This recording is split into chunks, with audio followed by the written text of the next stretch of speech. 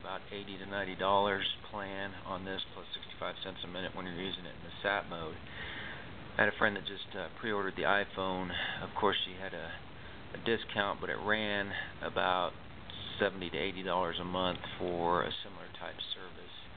So you're looking at probably about the same as an iPhone monthly service plan, with the exception that you do have to pay for your satellite minutes, but the iPhone doesn't have satellite minutes. So that's the big thing right there to me, for people like us that are out there in the wilderness where there are no cell towers. So let's see if we can pull up the screen. It's got two home screens that you look at. One is here, which is kind of a quick look at voicemails, phone, music, if you want to put music on there, pictures,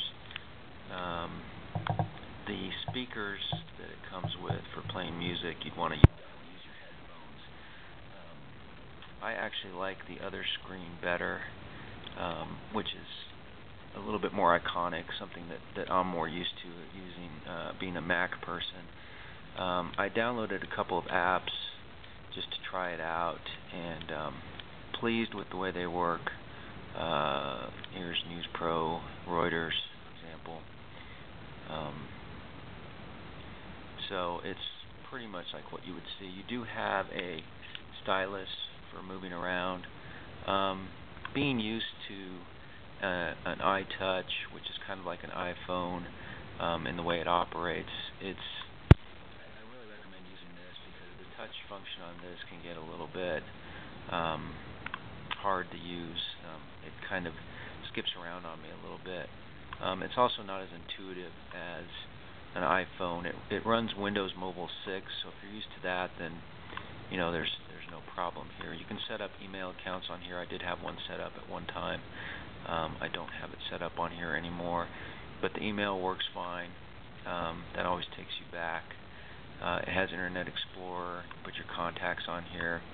I did run it as a cell phone running 3G and placed a call and recorded it, and very good call quality as you would expect.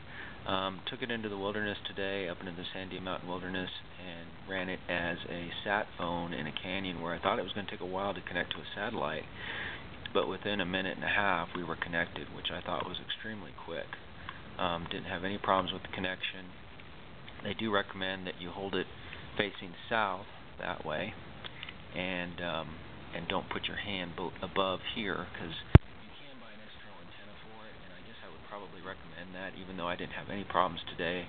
It might be just something handy to have. It hooked up to the satellite. The voice was just a little tinny, I thought, but other than that, I think that the message that I got on the other end, comparing the quality, I couldn't tell the difference, really. So, great connection to satellite, and I was impressed with that part of it. I think that anybody looking at this compared to an iPhone, if you're not going to go into the wilderness and you're not going to ever need a satellite phone, then probably the iPhone's the way to go. But if you're going to be in a situation where you think you might need a sat phone, I think that this is your phone. Definitely compared to other satellite services. And I pulled up a couple of plans. You can just Google Iridium and you can pull up different sat phone plans, and I think you'll find that the cost on this is very comparable, actually competitive, very competitive compared to what you see out there.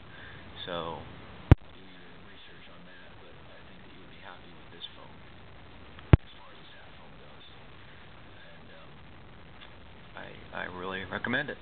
Thanks.